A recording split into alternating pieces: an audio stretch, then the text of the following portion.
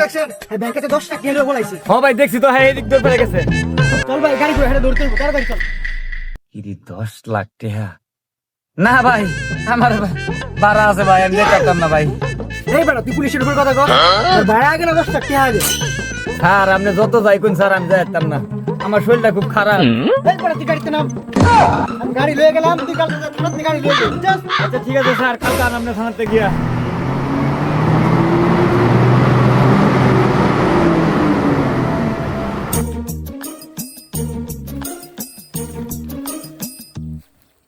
আমার গাড়ি গেলে গেছে, 2 লাখ টাকা গাড়ি গেছে।